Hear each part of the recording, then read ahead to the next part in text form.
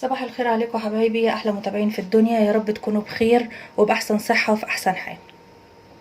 نبتدي مع بعض يوم جديد وفيديو جديد، يا رب يعجبكم. هنعمل مع بعض النهارده صينيه فراخ وبطاطس، هنعملها بالطماطم كده بطريقه حلوه، وهنعمل رز بشعريه. هو ده اللي هنعمله النهارده. اول حاجه الفراخ طبعا كانت عندي، كنت منضفاها وحطاها في الفريزر. لو لسه جايباها هتحطيها في محلول نقع، اللي هو ميه ومعلقتين دقيق او 3 ومعلقه ملح ومعلقه سكر وليمونه بالقشر بتاعها. ليمونه هتعصريها وهتحطي القشر بتاعها وهتقعديها في المحلول ده، يعني يستحسن ساعه مش اقل من كده. وبعدين هتطلعيها تشطفيها كويس، هتصفيها هتحطيها في الفريزر لو عايزه تحطيها، لو عايزه تشتغلي بيها هنشتغل بيها على طول. الفراخ قطعتها الفراخ عندي هنغسها بالسكينة بالمنظر ده كده، علشان تتشرب من التتبيلة اللي انا هعملها ليها وتبقى حلوة ان شاء الله. دي اول حاجة هبتدي بيها. بالنسبة للبطاطس عندي، جبت البطاطس قطعتها مربعات زي ما انتوا شايفين، غسلتها كويس وحطيتها في مية بس عشان لونها ما يغيرش. وهستعمل طماطم مفرزاها كيس، وبصل مفرز برضو هستعمله. لو عايز تستعملي بصل فريش وطماطم فريش هي نفس النتيجة، مفيش مشكلة خالص. كل اللي انا هحتاجه لصينيه الفراخ بصلتين وطماطمتين، وطبعا لو عايزين تحطوا فلفل رومي فلفل حامي براحتكم خالص. هقطعها طرنشات رفيعه. هنا قطعت البصل والطماطم عندي جوانح كده، وببتدي افرطه كده زي ما انتوا شايفين، وهبتدي احط التوابل بتاعت الصينيه عندي. ملح، فلفل اسود، زعتر شويه صغيره، احط حبه تاني، كاري، بابريكا. والبابريكا والكاري بتديكي نفس نتيجة مرقة الدجاج، يعني ملهاش لازمة خالص مرقة الدجاج. شوية كزبرة،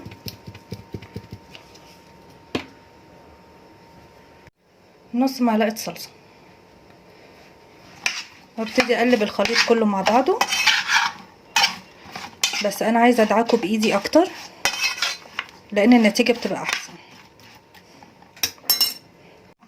ابتدي ادعكه كده. ريحة التوابل رائعة، انا عايزة اقول لكم هو لغاية دلوقتي احنا محطناش حاجة وريحة التوابل تحفة. ابتدي احط الفراخ،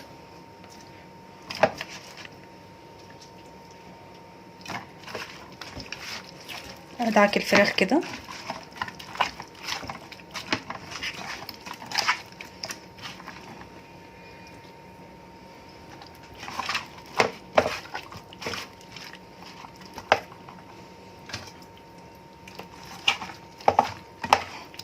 الفراخ اللي انا شغاله بيها دي فراخ حمرا، بس عادي هي تنفع مع اي نوع فراخ عادي، مفيش مشكله.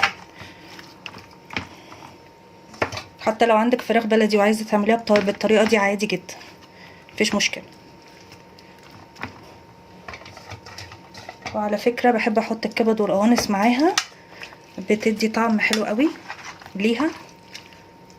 بحب احطها كده معاها في نفس الصينيه كده، بس اسيبهم شويه كده في التتبيله، ما احطهاش على طول على النار، استنى عليها شويه. بعد الفراخ عندي ما اتشربت هبتدي احطها على النار من غير ولا اي سمنه ولا اي حاجه، انا عايزاها حاجه خفيفه كده. اول ما الاقيها ابتدت تطلع كده دخان عندي، بصوا، وده دليل انها سخنت يعني، وريحه التوابل ابتدت تطلع، ابتدي اقلبها. بصوا هي خدت اللون ازاي، ابتدي اقلبها الناحيه التانيه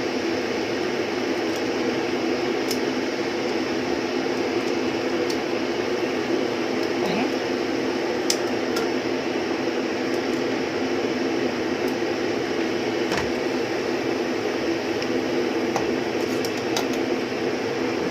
هكون مجهزه عندي الكتل عشان احتاجها. هرجع بقى اقلبها تاني على وشها كده علشان هسويها، علشان الصدر والحته اللي هي بتاعه الفخذ دي بتاخد وقت، فلازم تبقى على الوش ده كده.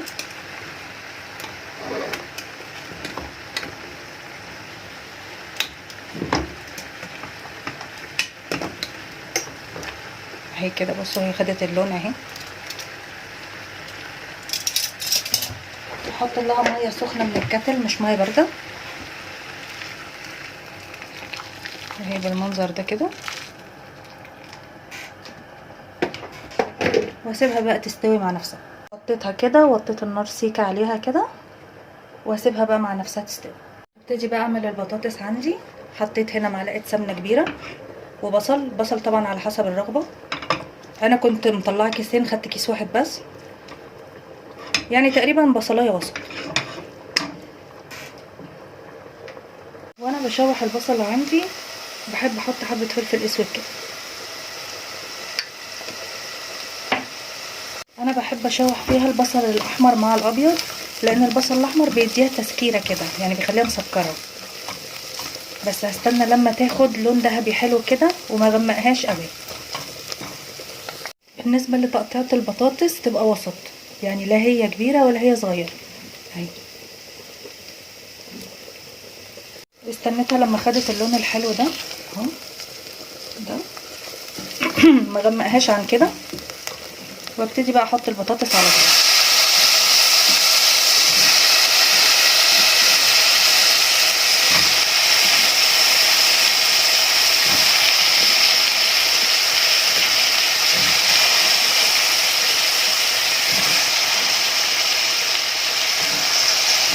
اشوحها مع البصلايه.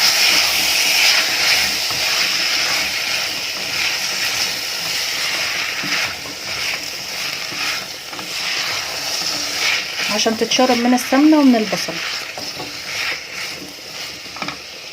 افضل اشوح فيها كده شويه مع البصله لغايه ما تاخد اللون ده. هي مش بتاخد لون قوي يعني، هي برضو بتفضل بيضه، مش بحمرها قوي. وبحط الطماطم المتسبكه عندي.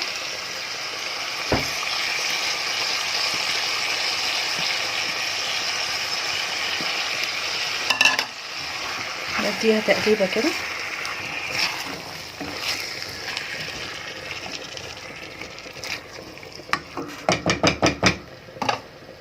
وابتدي ازودها من شوربه الفراخ بمصفى طبعا، علشان انا عايزه الشوربه من غير اي شوائب من بتاعه الفراخ. طبعا الشوربه بالتتبيله بتاعتها هتدي طعم تحفه للبطاطس.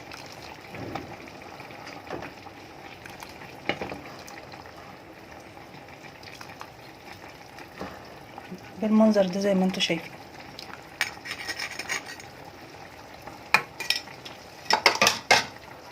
بعد ما اخدت كميه الشوربه المناسبه اهي، هسيب بقى البطاطس تكمل سواها، وقرب ما تستوي اشوف اذا كانت محتاجه ملح ولا لا.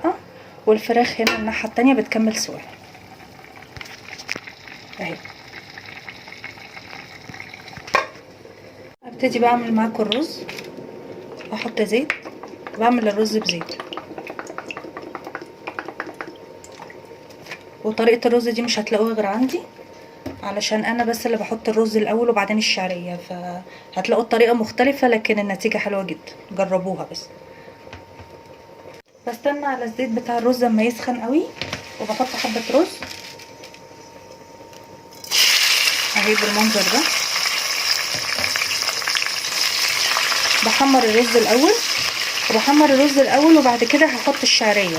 يعني ما كده كده هيتعمل بالرز بشعريه بس بطريقه تانية، وهي دي اكتر طريقه هتطلع معاكم الرز مفلفل.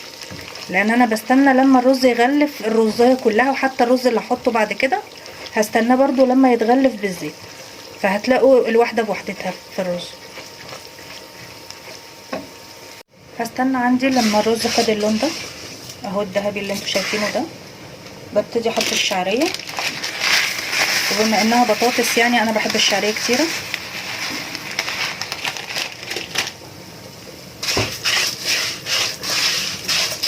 واديها بقى تقليبه محترمه لغايه ما كله ياخد لون واحد، لون ذهبي حلو كده. بالنسبه للفراخ انا حاساها استوت كده الناحيه دي، ابتدي اقلبها الناحيه التانية كده بالمنظر ده، واستنى برضو عليها تستوي. بعد ما الشعريه والرز عندي اخدوا اللون الحلو ده، شايفين لونهم، ببتدي احط الرز، باقي الرز اهو.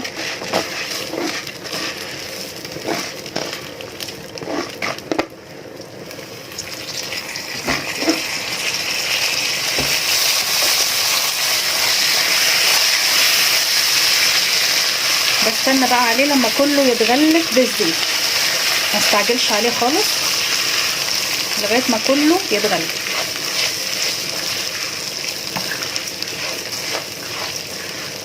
والاقيه نشف معايا كده، يعني ما يبقاش فيه ميه خالص.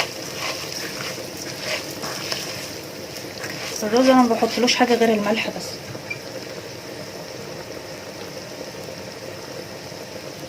اهو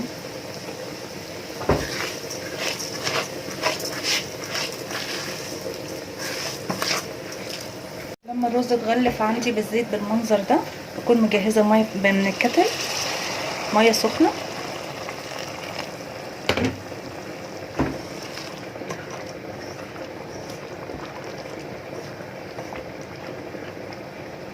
عاوز شويه صغيره